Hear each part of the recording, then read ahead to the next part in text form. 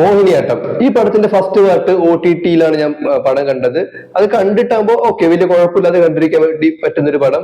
അതിന്റെ second part വരുന്നു എന്ന് പറയുന്ന സമയത്ത് ഞാൻ വിചാരിച്ചു ഓക്കെ നമ്മൾ OTT-യിൽ കണ്ട പോലെ തന്നെ നോർമൽ ആയിട്ട് കണ്ടിരിക്കാൻ വേണ്ടി പറ്റുന്ന ഒരു പടമാണെന്നൊക്കെ വിചാരിച്ച് സീറോ എക്സ്പെക്ടേഷനിലാണ് ഞാൻ ഈ പടം കാണാൻ വേണ്ടി തിയേറ്ററിൽ കയറിയത്.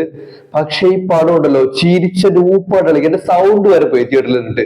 ചിരി എന്ന് പറഞ്ഞ 2 മണിക്കൂർ 20 മിനിറ്റ് ഇല്ലേ, ചിരിച്ച് പണ്ടാറടങ്ങി പോയി. വന്ന എല്ലാ ആൾക്കാരും സുരാജ് വെഞ്ഞറമോട് മുതല് ബേബി ജീൻ വരെ അഴിഞ്ഞാട്ടമായിരുന്നു. ഈ പടത്തിൽ സ്കോർ ചെയ്യാത്ത ഒരു മനുഷ്യനും ഇല്ല. ജഗദീഷിന്റെ റോൾ എന്നൊക്കെ പറഞ്ഞാൽ വളരെ ചെറിയ റോളാണ്, കുറച്ച് സമയമേ ഉള്ളൂ.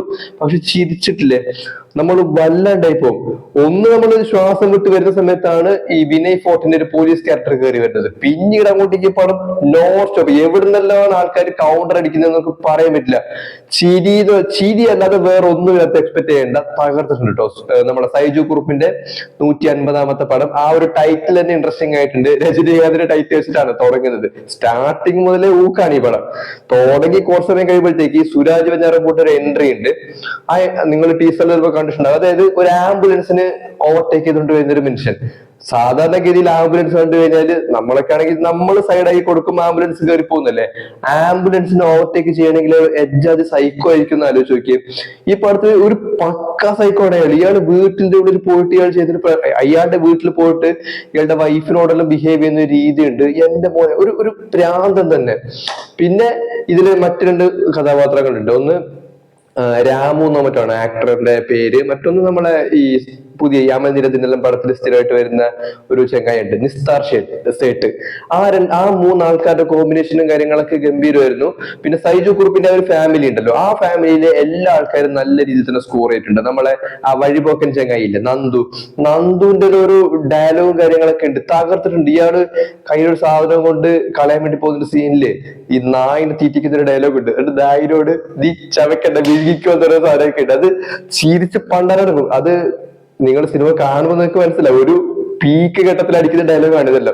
അതുപോലെ തന്നെ സ്വാതി ഭാസ്കറിന്റെ കഥാപാത്രം, അഭിറാമിന്റെ കഥാപാത്രം എല്ലാവരും സ്കോർ ചെയ്തു. പിന്നെ ആ 2 ഇരട്ടകളില്ലേ, ആ 2 ആൾക്കാരും തകർത്തിട്ടുണ്ട്. പിന്നെ 2 ഫീമെയിൽ ലീഡ്, കലാരഞ്ജിനിയും മറ്റേ ഡബിങ് ആർട്ടിസ്റ്റ് ശ്രീജ എന്ന് തോന്നുന്നു, ശ്രീജ എന്ന മറ്റാണ് അവരുടെ പേര്, കറക്റ്റ് അറിയില്ല കേട്ടോ. പക്ഷെ അവര് നല്ല രീതിയിൽ തകർത്ത് അഭിനയിച്ചിട്ടുണ്ട്. പിന്നെ ഈ പടത്തിൽ പുതുതായിട്ട് വന്നിട്ടുള്ള ചില കഥാപാത്രങ്ങളുണ്ട്. പിന്നെ ആ ഒരു അമ്പലത്തിന്റെ സെറ്റപ്പ്, അമ്പലം ഉണ്ടായി വന്ന രീതി. നമ്മൾ ഭരതനാട്യം കാണുന്ന സമയത്ത് ഓക്കെ നമ്മുടെ സായികുമാറിന്റെ കഥാപാത്രം ഒരു മൂകാംബിക ടച്ചുള്ള ഭരതൻ ഉള്ള ഒരു റിട്ടയർഡ് ആയിട്ടുള്ള ഉദ്യോഗസ്ഥൻ, അങ്ങനെ നമ്മൾ വിചാരിക്കൂ. പക്ഷെ അയാൾ എത്ര വലിയ ഒരു മനുഷ്യനാണെന്നില്ല ഈ പടം കാണുമ്പോഴാണ് മനസ്സിലാവുക. അയാളുടെ ഐഡിയാസ്, അയാളുടെ തോട്ട് എന്റെ നമിച്ചു. ഇങ്ങനെല്ലാം ഓരോ സാധനങ്ങൾ ഉണ്ടായിട്ടുണ്ടല്ലോ. വീട്ടുകാർക്ക് പിന്നെ കിടന്നുറങ്ങാൻ സമയം ഉണ്ടാവില്ല. അമ്മാതിരി ഒരു ഐറ്റം. ഇത് എങ്ങനെ ഡിഫൈൻ ചെയ്യണമെന്ന് അറിയില്ല. പക്ഷെ അതൊരു 1.5 കഥാപാത്രമാണ് കേട്ടോ. എനിക്ക് തോന്നുന്നു ഈ പടം ഇല്ലേ ഒരു ക്രൈം ത്രില്ലർ ആയിട്ട് ഇറക്കിയിരുന്നെങ്കിൽ ഇതേപോലെ തന്നെ ഹിറ്റായനെ. ഇത് ഒരു വൻ ക്രൈമിനെ പക്ക കോമഡി ആയിട്ട് ചെയ്തു വെച്ചിട്ടുള്ള ഒരു സിനിമയാണിത്. ഇതിന്റെ സ്ക്രിപ്റ്റ് എന്ന് വെച്ചാൽ വെൽ റിട്ടൺ ആയിട്ടുള്ള സ്ക്രിപ്റ്റ് ആണ്. എവിടെ ഒരു ലൂപ്പ് ഇല്ല കേട്ടോ. ഇത് തമാശ പടമാണെങ്കിൽ പോലും ലോജിക്കെല്ലാം പക്കയാണ്, എല്ലാ കാര്യങ്ങളും പക്കയാണ്. പക്ഷെ എന്റെ അപ്രോച്ച് എന്ന് വെച്ചാൽ കംപ്ലീറ്റ് കോമഡി ട്രാക്കിലാണ് ചെയ്തു വെച്ചിട്ടുള്ളത്. ഒരു ബ്രില്യന്റ് ആയിട്ടുള്ള സ്ക്രിപ്റ്റ്, ബ്രില്യന്റ് ആയിട്ടുള്ള ഡയറക്ഷൻ, എല്ലാ ആർട്ടിസ്റ്റുകളെയും നല്ല കിടിലമായിട്ട് അഭിനയിപ്പിച്ചിട്ടുണ്ട്. ജഗദീഷിന്റെ ഒരു ഇറച്ചി വിട്ടുകാരൻ റോൾ ഉണ്ട്. നമുക്ക് ആദ്യം കാണുന്ന സമയത്ത് അയ്യോ പാവം എന്നെല്ലാം തോന്നും. പാവമാണ് അയാൾ ആക്ച്വലി. പക്ഷെ അയാളുടെ ഒരു പ്രകടനമുണ്ട് സെക്കൻഡ് ഹാഫില്. അയാൾ ഈ കത്തി വാങ്ങാനെല്ലാം പോകുന്ന ഒരു സീനുണ്ട്. അത് നിങ്ങൾ തിയേറ്ററിൽ കണ്ടെന്ന് എക്സ്പീരിയൻസ് ചെയ്യേണ്ട കാര്യമാണ്. പിന്നെ നമ്മുടെ ബേബി ജീന്റെ കഥാപാത്രം, ബേബി ജീനെ ഞാൻ ഫസ്റ്റ് സ്ക്രീനിൽ കാണുന്ന സമയത്ത് ഓക്കെ അയാൾ മറ്റേ ഗുസ്തിപ്പടത്തിൽ അഭിനയിച്ചിട്ടുണ്ടല്ലോ, അങ്ങനെ ഒരു വെറുതെ വന്നു പോകുന്ന ഒരു കഥാപാത്രമാണെന്ന് വിചാരിച്ചു. പക്ഷെ ചെങ്ങായില്ലേ നല്ല രീതിയിൽ സ്കോർ ചെയ്തിട്ടുണ്ട്. അയാളുടെ ഡയലോഗ്, കലാരഞ്ജിനി ബേബി ജീന്റെ ഒരു കോമ്പിനേഷൻ സീനുണ്ട്, അതെല്ലാം ഗംഭീരമായിരുന്നു. പിന്നെ അയാള് ഈ ഒരു വീട്ടിലേക്ക് തന്നെ നോക്കി നിൽക്കുന്ന സീനെല്ലാം ഉണ്ട്, അതൊക്കെ ഗംഭീരമായിരുന്നു. പിന്നെ ആ ഗേറ്റിൽ തൂങ്ങി കിടക്കുന്ന സീനെല്ലാം ഇല്ലേ കിടിലം, ഹെവി ആയിട്ടുണ്ട്. പറയാനാണെങ്കിൽ സീൻ ബൈ സീൻ പറയേണ്ടി വരും. പക്ഷെ ചങ്ങായി തകർത്തിട്ടുണ്ടോ. ഞാൻ ഇത്രയും അടിപൊളിയായിട്ടുള്ള പെർഫോമൻസ് ആണെന്ന് പ്രതീക്ഷിച്ചില്ല. സൂപ്പർ ആയിട്ടുള്ള റോളായിരുന്നു. സൈജു കുറുപ്പിന്റെ അറിയാലോ ഭരതനാട്യത്തിലാണെങ്കിൽ എന്താണോ ചെയ്തിട്ടുള്ളത് സെയിം സ്റ്റൈലിൽ തന്നെയാണ് ഈ പടത്തിലും പെർഫോം ചെയ്തിട്ടുള്ളത്. പക്ഷെ ഇതിൽ പുതുതായിട്ട് വന്നിട്ടുള്ള എല്ലാ ആൾക്കാരും നമ്മൾ ഒട്ടും പ്രതീക്ഷിക്കാത്ത രീതിയിലാണ് അവരുടെ പെർഫോമൻസ് ഡെലിവർ ചെയ്തിട്ടുള്ളത്. പിന്നെ ഈ പടത്തിന്റെ മ്യൂസിക്കിലേക്ക് വന്നു കഴിഞ്ഞാൽ ഇലക്ട്രോണിക്കലിയാണ് ഇതിന്റെ മ്യൂസിക്, ബാക്ക്ഗ്രൗണ്ട് സ്കോറും ഒറിജിനൽ സ്കോറും ചെയ്തിട്ടുള്ളത്. നല്ലൊരു വർക്കാണ് അവർ ചെയ്തിട്ടുള്ളത്.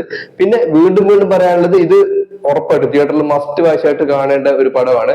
അതായത് നമ്മൾ ഫസ്റ്റ് ഭരതനാട്യത്തിൽ കണ്ടില്ലേ, അതൊക്കെ ഫാമിലി ആയിട്ട് വീട്ടിലിരുന്ന് കാണാൻ വേണ്ടി പറ്റിയ ഒരു ഓക്കേഷ് മൂവി ആണെങ്കിലേ മോഹിനിയാട്ടം തിയേറ്ററിൽ ഇരുന്ന് ചിരിച്ചു മാറിയാനുള്ള പടമാണ്. നമുക്ക് ഒരു ഘട്ടം കഴിയുമ്പോഴത്തേക്കില്ലേ സൗണ്ട് എല്ലാം പോയിട്ട് വല്ലാണ്ടായി പോകും. തമാശ എൻജോയ് ചെയ്യുന്ന ആളാണെങ്കിൽ ഒരുപാട് ഒരു ലോഡ് തമാശയുണ്ട്. നന്ദു എല്ലാം വഴിപോക്കൻ ആളില്ലേ, അയാളത് ഇത്ര നല്ല രീതിയിൽ പെർഫോമർ ആണ് അല്ലെങ്കിൽ ഇങ്ങനെ ഒരു പെർഫോമർ ആണെന്ന് ഞാൻ ഇപ്പോഴാണ് അറിയുന്നത്. അയാൾക്ക് നല്ല റോള് കിട്ടുന്ന തന്നെ ഇപ്പോഴാണ് തോന്നുന്നു. സംഭവം എന്തായാലും തകർത്തിട്ടുണ്ട്. ആ ചാക്കിരി കെട്ടിക്കൊണ്ടുപോകുന്ന സീനുകളൊക്കെ കിടിലമായിരുന്നു. വിനയ് ഫോർട്ടിന്റെ ഒരുപാട് തമാശ ഇതിനകത്തുണ്ട്. മറ്റേ അംഗനവാടിയിൽ പോയിട്ട് കുട്ടികളോട് ഒരു ഇന്ററാക്ഷനും കാര്യങ്ങളൊക്കെ ഉണ്ട്, അത് സൂപ്പർ ആയിരുന്നു. അതായത് വരുന്നതും മുതൽ പോകുന്നത് വരെ ഇല്ലേ ഒരേ എനർജിയാണ്, എവിടെയും ആ ക്യാരക്ടർ ഡൗൺ ആയി പോകുന്നില്ല. വരുന്നത് തന്നെ ഒരു 1.5 വരവാണ്, പിന്നെ തീരുന്നത് വരെ അയാളുടെ കളിയാണ് ഈ പടം.